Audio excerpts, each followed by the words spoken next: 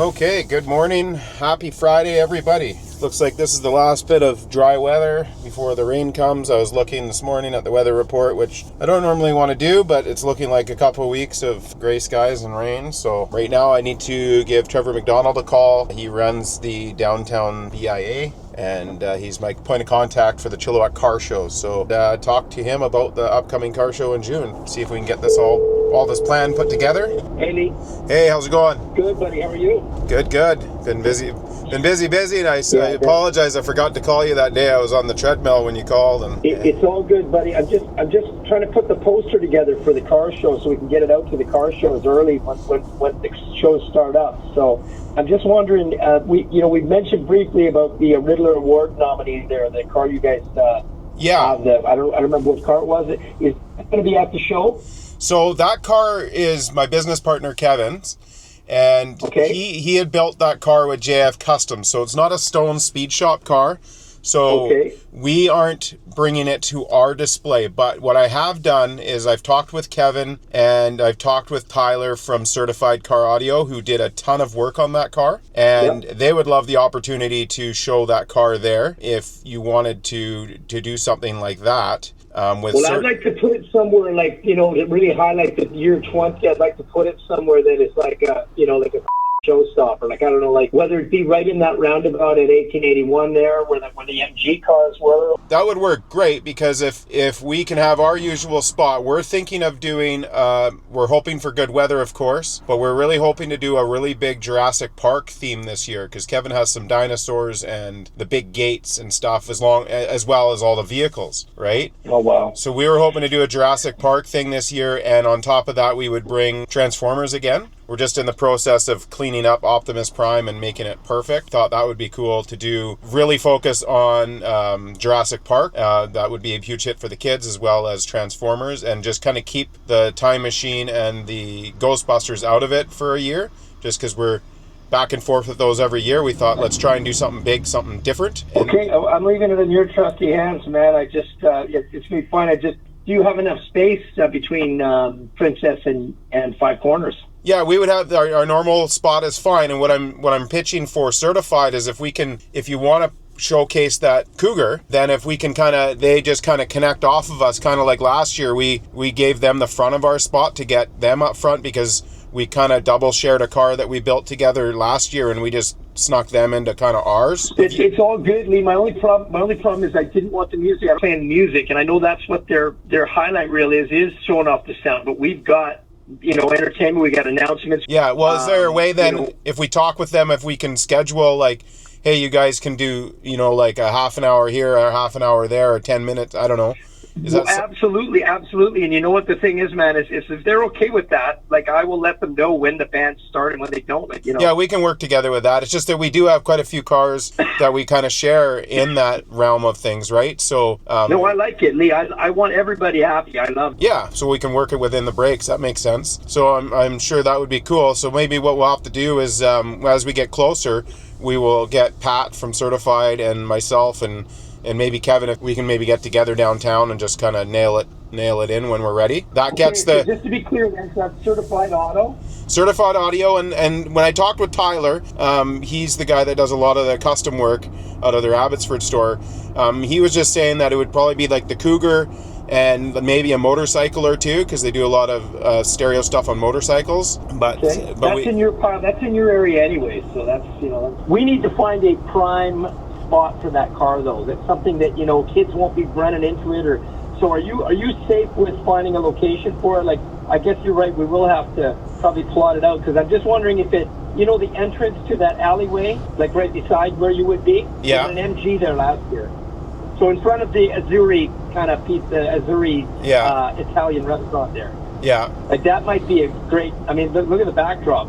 Yeah, for sure. It's just, so I guess that entry is really cutting into how we can set up our display as well then, right? Well, yeah, no, but last year you set up the same. The entry was there, and we had the MG Club taking all those middle walk alleyways, right? Okay, so it's just seen from the walkway and stuff like that. So, because last year I set up further down the road, which was a mistake on my part because I didn't get the foot traffic to like our merch display and stuff like that. So this year we want to definitely keep our merch display a little further forward, but I don't want to block off all 1881 with like our red trailer or anything. So we need to. That's why I'm saying we need to get foot to pavement out there and take a look at the best option for everybody, right? And then and then it's sooner than later, so I can put a map together.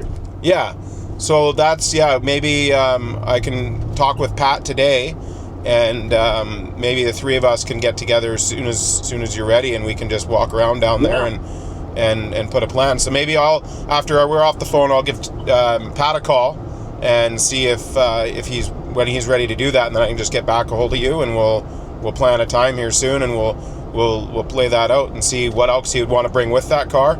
And I don't think it needs a ton of protection because they're going to be with the car. Well, I'm just thinking if there's a way to like get it up on the courthouse steps, or if there's a way to get it, like somewhere that it's like an actual holy man, like look at this thing. Yeah, no, we can look at doing something crazy like that. So let me talk to Pat and see how invested they want to get into it. I'll talk with Pat, and then we'll get together down there, and if we could do something, we maybe utilize a trailer and then make it look like it's not even on a trailer, but it's up.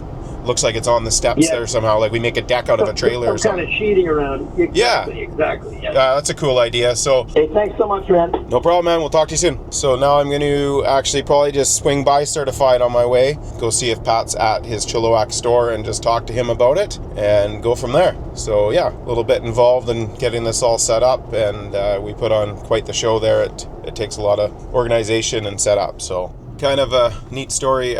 Certified, where their location is right now, is actually where Mr. Transmission was, and then it turned into, what the heck was it called when I worked there?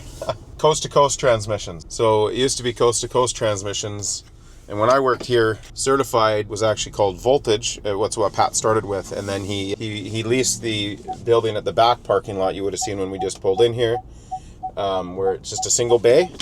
And then he expanded when he had the chance to into the 4-bay shop that's next to it in the back, which is now Apple Auto Glass. And then eventually they expanded into here once Coast to Coast Transmissions folded.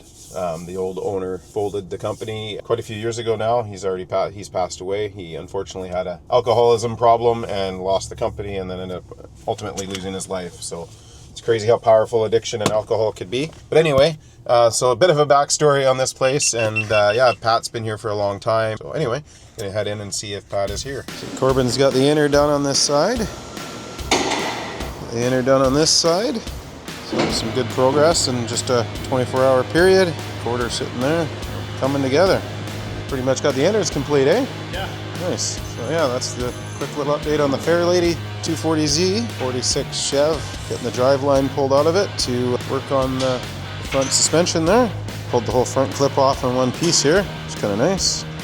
So just has to get the driveline out of it so we can work on that front suspension. It'll be all new cross member and everything in there. So he's got the jacks in good use here to get that little bit of lift he needs to get the engine crane under. I remember when I was on the tools, that was always an issue. Those are coming in handy once again for something that you wouldn't think of. So, okay, update on the Falcon. The stereo is now fully installed, so it's got the really nice retro sound stereo in it. It looks factory, especially when turned off. Sounds really good. Just played it, and all the rest of the parts while we're waiting for did show up late yesterday. So he's got, I see a glove box there, and just some other parts and pieces. He's just going through everything right now to make sure everything is correct. So he should be able to have this car wrapped up early next week. And then the Impala, nothing much has changed visually since my last video on it. Bernard's doing a bunch of adjusting on the front end, just getting everything fitting perfectly. So he's working away on that. And that's pretty much it today in here. Carrick, who's been working on this truck, is off today. Clint is off sick today, so not much more going on with this 46 Ford today, but I just did a video on that. We're waiting for something on the 40 Ford, I'm not sure what, but that is just waiting for whatever it's waiting for. And that's about it in the hot rod shop today. It's a little slow over here today with people sick and people off. The 56 was waiting for a brake kit, which has arrived. So we'll just be figuring out who's going to install that. So that brake kit is here somewhere. There's the brake kit here. I ordered the full install kit just so we had all the parts and pieces. And then a whole pile of stuff in here. I don't want to unwrap it all, but we will see it. When somebody's working on it, we'll do a video on the parts and pieces for that. So that's to get some more power brakes out of this. Dave did get the brakes working really well. He's got more vacuum out of the engine, but we still want to upgrade it and make it the best we can. So that's that. Slow down in the auto shop today too. Not too many people on today with sickness and days off on Fridays. But anyway, a couple little updates. El Camino got some of the brake work done yesterday. So the front hubs are now started being installed. So we're getting a little further on that. So we need to get it down to upholstery within the next few days. So hopefully we can get some ground on it, make up some ground on it next week. They've got the convertible Camaro apart for some more work. They were having issues with the clutch slave yesterday. Not sure if that's been rectified. I'll find out. Cougar is getting the wheel alignment work done. So that's happening right now. Not sure where they're at with it, but you can definitely see that the tires are sitting better than they were at the other shop. Not a lot going on a Friday. We have half staff on Mondays and Fridays, but 10-hour shifts. So that's what happens. And then if one person is sick, it becomes a ghost town real quick. Just brought Mike down to West Yale Auto to pick up the 51 Ford. I believe the inspection is all done, so I'm just going to follow him back. Small backstory of West Yale Auto. This is the first automotive shop I ever worked in when I was probably 16. I worked here for quite a while, and then I got a job at the first transmission shop I worked at with a friend of mine, Dave. Got into the transmission business back then and left here. But yeah, it was pretty neat working here when I was 16. I remember doing like an engine job on a big F-250 or something at the time. And it was from Canadian engines. We were Canada engines that we still deal with today. And funny thing is that that install was good. I installed it, and the boss at the time took it for a road test. He still owns the place. I'm trying to remember his name right now, the owner of West Yale Auto, but it'll come to me. Anyway, on his road test, it stopped running, and when we got the truck back, lost its timing chain. We took it apart, and the cam bolts were loose. I just totally forgot about it until now that I'm sitting here talking about it. And the crazy part is that they were upset that I didn't check that the bolts were tightened, and it just makes me think of that differential problem we had recently. And I remember my boss, the owner at the time, just lost it on them. Like, why would my tech check the bolts? Should he check your crank bolts too? Because the argue was that we had to put the tins on it, we had to put the oil pan, we had to put the front cover on it, and all that. His name's Don, the owner of West Yale. He argued that no, why?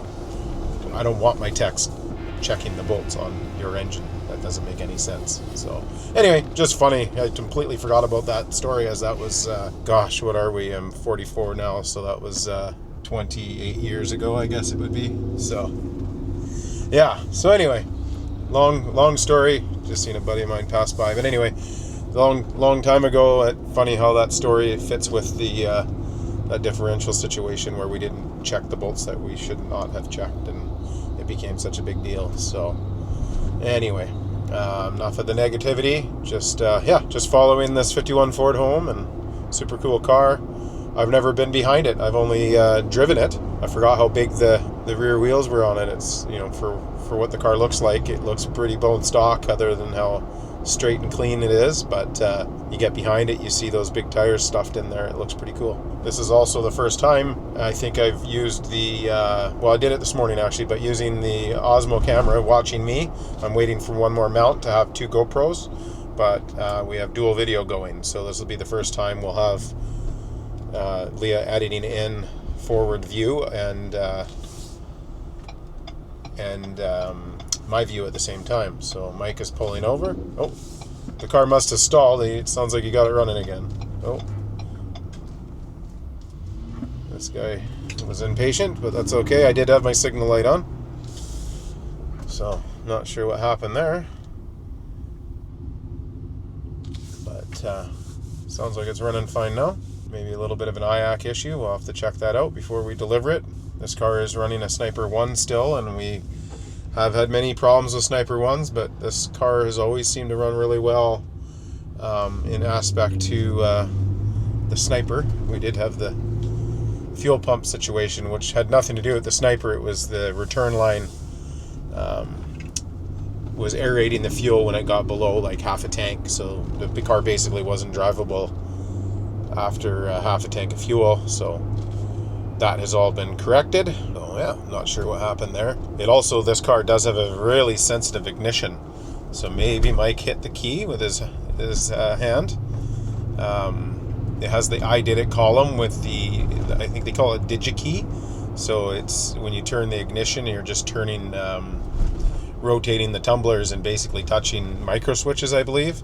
So it's like, it's so effortlessly to turn the key that even when you go to crank it, when you go to turn the ignition on, sometimes you go right into crank by accident. So anyway, it could have been just that even. So it started right back up for him. So we'll see when we get there. I don't even know if he knows I'm following him. I'll put my window down and see if we can even hear the car from here. You might be able to just barely hear the rumble with the mic. Not crazy loud for an old car with a 347 stroker in it. All these teenagers are loving the car here. Looking at a 51 Ford or the refrigerator over in the right lane, the Tesla Cybertruck. I'll have to ask these guys which one's better. I hear some yelling and see some yelling and screaming. Not sure what they're doing.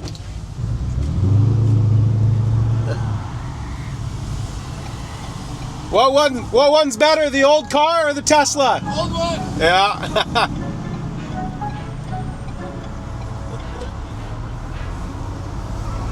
Well, one of them responded. Not sure if you can heard the guy yell, but he said the old one.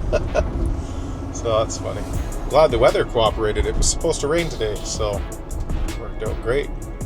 So yeah, this car, a 51 Ford shoebox, full show paint. It's running an Art Morrison chassis, 347 stroker, AODE transmission, and actually, sorry, I think it's AOD. We didn't put a computer in it. AOD transmission, so 4-speed auto. Sniper 1 fuel injection. Just a super cool car. Chassis feels really good under it, so it does drive quite modern for such an old car. So what are we, like 70? The car's what, 73 years old, I guess, roughly. So she's an old car, but she's looking good.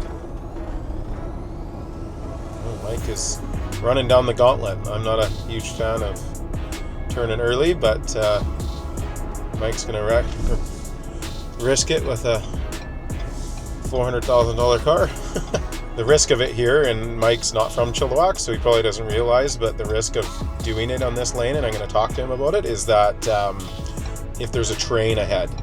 So when there's a train ahead, a lot of people will do a last minute U-turn and use the suicide lane to do it, and if you're running it up, which you're not technically supposed to do, but everybody does, there's a chance somebody's going to turn into you. So I will talk to him about that. He can do what he wants in his truck, but customers' cars, we need to take no risks, and that's a big risk with the train situations. The train is literally, we're at a light now. If you look ahead at the speed wash up there, that is where the train crossing is. The train comes, and it's amazing how many people just do a blind U-turn. If there's no traffic coming towards them, which there isn't because there's clearly a train, so there's no traffic coming through. They just do U-turns without even looking in their left mirror. So I'll talk to him about that, and we will make sure that doesn't happen again, because that is too much risk for my liking with a customer build. But I'm stuck at the light now, so no point in burning up SD card here. So that'll be the end of that video.